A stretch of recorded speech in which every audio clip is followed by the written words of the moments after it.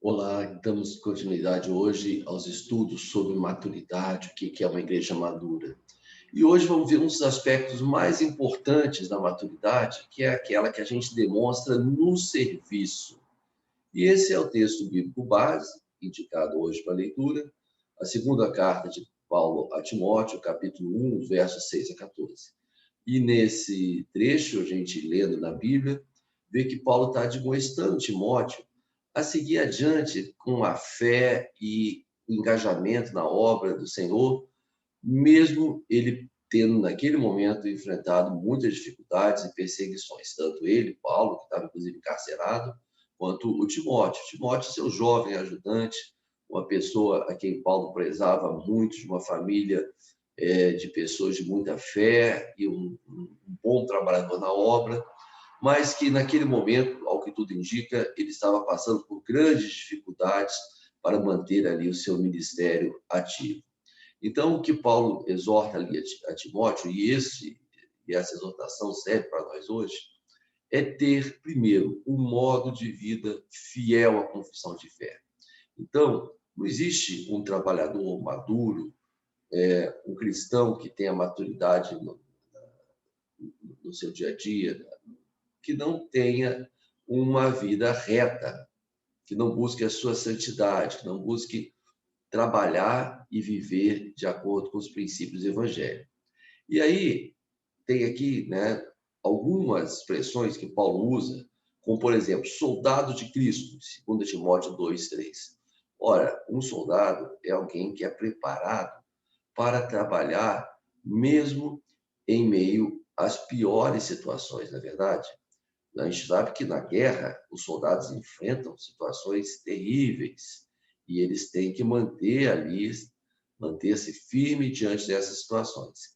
Então, ser soldado de Cristo é estar preparado para trabalhar mesmo quando estamos sofrendo perseguições ou todo tipo de dificuldade. Um obreiro aprovado, ou seja, alguém que mostra condições de trabalhar e que esse trabalho é reconhecido pelos outros, não por todos. E certamente, ali, o Timóteo, ele deveria estar sofrendo muitas críticas, muitas perseguições, como o próprio Paulo sofria. Mas aqueles que têm coração fiel, aqueles que estão também no mesmo propósito, aprovar nesse sentido é mostrar o seguinte, reconhecer, a comunidade reconhece, puxa, essa pessoa, esse irmão, essa irmã, é alguém que realmente está fazendo a sua parte de uma maneira adequada.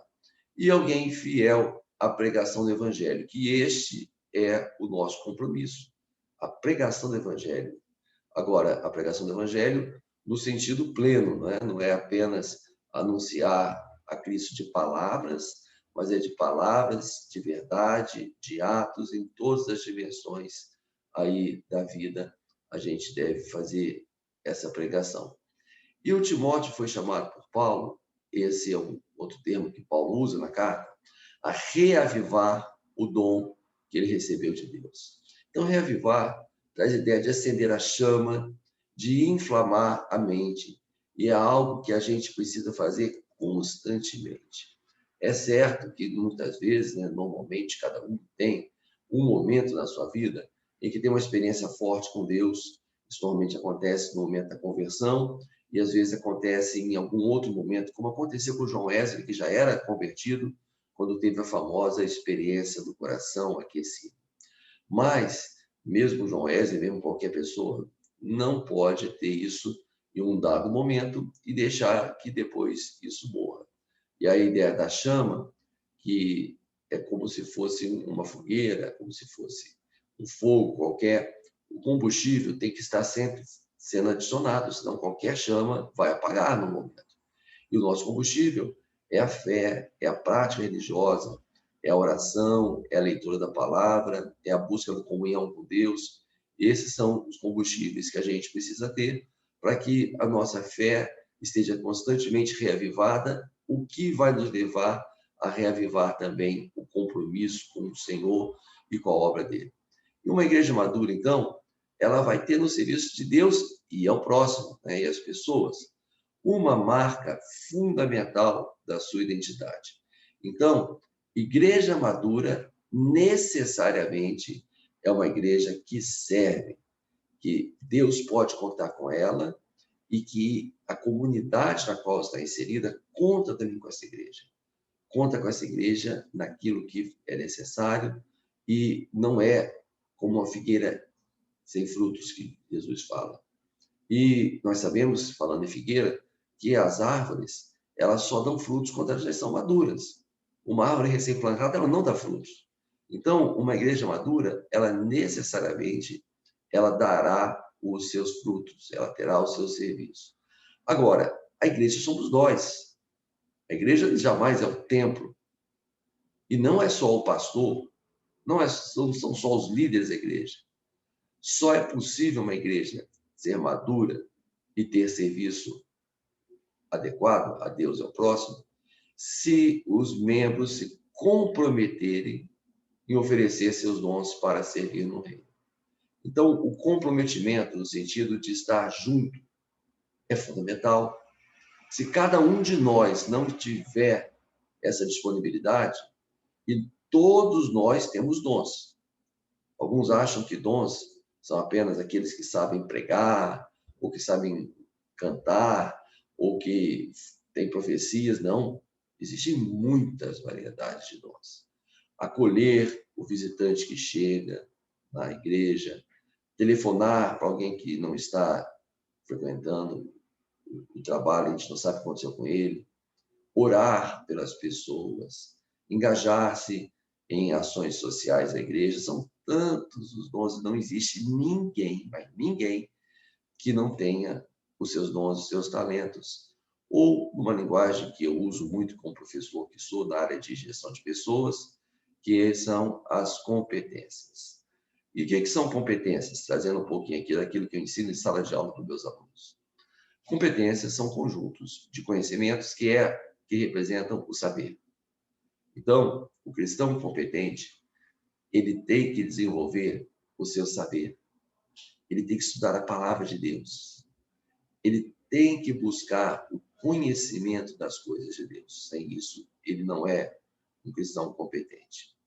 Ele tem que também desenvolver suas habilidades, que é o saber fazer. Então, a habilidade é quando você desenvolve a capacidade de colocar em prática aquilo que você aprendeu. Então, por exemplo, alguém que queira trabalhar, né, com apoio, conversando, dando apoio emocional às pessoas que estão passando por dificuldades. Deve estudar sobre isso, não só na palavra de Deus, mas em livros que capacitam a pessoa. Existem muitos livros que ajudam nisso, como dialogar, como apoiar. E deve desenvolver habilidade, deve praticar isso. A habilidade se desenvolve com a prática. E precisa também ter atitude. E olha, infelizmente, essa dimensão atitudinal é a que muitas vezes falta. E atitude é o querer fazer, é o se dispor, é o estar presente e realmente engajado. Somente quando tem essas três coisas juntas é que a gente tem alguém exercendo e desenvolvendo competências, ou trazendo agora para a linguagem da igreja, desenvolvendo os seus dons. Porque Deus nos concede, mas nós devemos desenvolver através da prática. E, como está aqui no final, as competências ou os dons se refletem no trabalho e geram resultados. Então, não existem competências que possam ser apenas no nível potencial teórico. A pessoa competente, ela gera resultado. O cristão competente deve gerar resultados de evangelização, de acolhimento, resultado de fazer realmente com que as pessoas sintam que estão sendo abençoadas por Deus por intermédio do nosso trabalho. É isso que temos que buscar, cada um de nós individualmente, e se a gente busca cada um individualmente e se junta com amor, com comunhão, a igreja também, obviamente, estará alcançando o mesmo. Então, se nós perdemos essa marca fundamental, que é o serviço a Deus, e a igreja foi feita para isso. A igreja não pode ser vista como se fosse um clube. Por quê? Em que sentido? Um clube, ele visa única e exclusivamente o benefício dos seus sócios. Você entra de sócio no clube, aí você tem lá uma piscina, tem uma quadra de esporte, tem uma área de lazer, tem lanchonetes, e ele não existe para nada a não ser fazer o bem dos seus sócios. A igreja não é um clube. A igreja existe também para fazer o bem aos seus membros, é óbvio. Nós vamos na igreja e somos abençoados, somos fortalecidos, somos alimentados em nossa fé, somos muito abençoados na comunhão uns com os outros. Isso é uma bênção.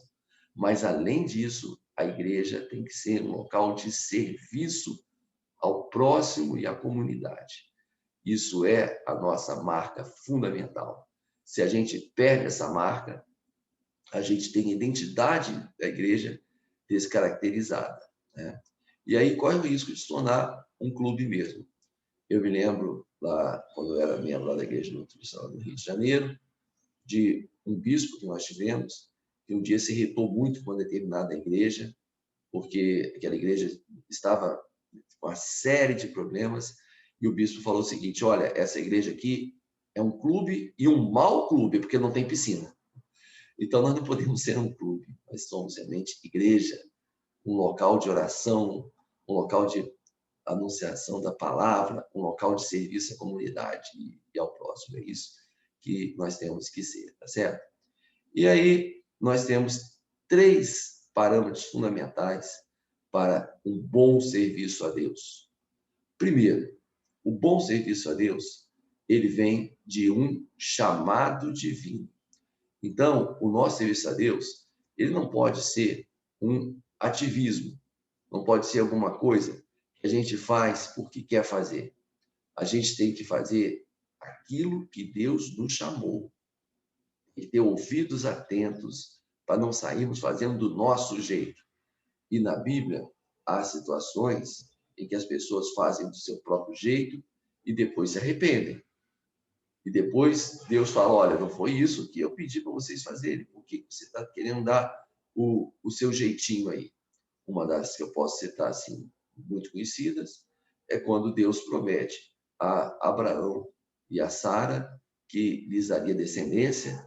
Eles, já sendo idosos, de uma certa maneira, ficaram meio céticos, e aí quiseram dar o seu jeitinho. Quando então Sara dá Agar, sua serva, para coabitar com Abraão, para gerar um filho, então, que não seria propriamente dela, mas é como se fosse naquela tradição deles naquele momento. Isso é o jeitinho que eles deram? Não. Deus quer que nosso trabalho não seja a partir das nossas convicções e das nossos valores pessoais, e sim daquilo que Ele nos chama, daquilo que Ele nos instrui. Segundo parâmetro, poder, amor e moderação. 3 palavras que se complementam. A nossa ação é uma ação de poder, do poder do Espírito Santo. Mas esse poder é um poder doce e amoroso. Porque quando a gente fala assim, em termos seculares, né, em termos daquilo que o mundo entende como poder, a gente logo vê o seguinte: poder é aquela pessoa que é invencível e que muitas vezes se torna até assim impositiva e ríspida e muito forte. Não. O nosso poder é um poder que é feito na base do amor. É um poder de realização e não de imposição sobre o outro. Então, uma igreja poderosa é uma igreja que realiza muito, não é uma igreja que se impõe, que obriga nada, nem a pessoa poderosa pode ser assim. E é um poder de moderação, em que nós não seremos radicais no mau sentido da palavra. Somos radicais no sentido que vamos à raiz das coisas, mas não no mau sentido da palavra. É o poder de pessoas sensatas e não de pessoas radicalizadas nesse sentido ruim. E é um poder que tem que se manifestar, um serviço, melhor dizendo, que tem que se manifestar apesar das lutas e das tribulações. E aí, lutas e tribulações podem ser lutas e tribulações pessoais, que vivemos. Ninguém deve achar assim: olha, eu estou passando por dificuldades. Quando as minhas dificuldades acabarem, eu vou me dedicar à obra de Deus. Meu amigo, minha amiga, as dificuldades não vão acabar. No mundo tereis aflições, Jesus falou, mas ele próprio falou: mas tem de bom ânimo, porque eu venci o mundo. Então, não podemos esperar o momento que a gente não tenha dificuldade, para aí sim a gente se dedicar. Não, não, não, não. De jeito nenhum. E tanto em termos individuais, quanto em termos coletivos. Ah, nossa igreja está passando por dificuldade disso, daquilo, então a gente tem que segurar um pouquinho o serviço. De jeito nenhum. Independente do contexto, a gente tem que manifestar o serviço. Até porque o serviço deve ser visto como uma decorrência natural da nossa fé. A gente já falou isso em missões passadas. Não são as obras que salvam a pessoa, mas as boas obras são consequência natural da nossa fé. E aí, como Abacuque nos ensinou, que a nossa fé, a paz que a gente sente em nossa alma, independe das circunstâncias, que a gente não olha as circunstâncias, se a nossa fé permanece em meio a tribulações e os problemas, o nosso serviço também permanece e tem que permanecer, independente das tribulações e problemas, sejam individuais, seja da igreja como um todo. Então, que Deus nos abençoe, que Deus fortaleça em nós a disponibilidade para receber e praticar os nossos dons, colocando-nos totalmente a serviço de sua obra. Que cada um de nós, servos e servas, estejamos engajadas no serviço a Deus e que a igreja coletivamente seja um local muito abençoador para todos e todas que dela precisarem. Amém.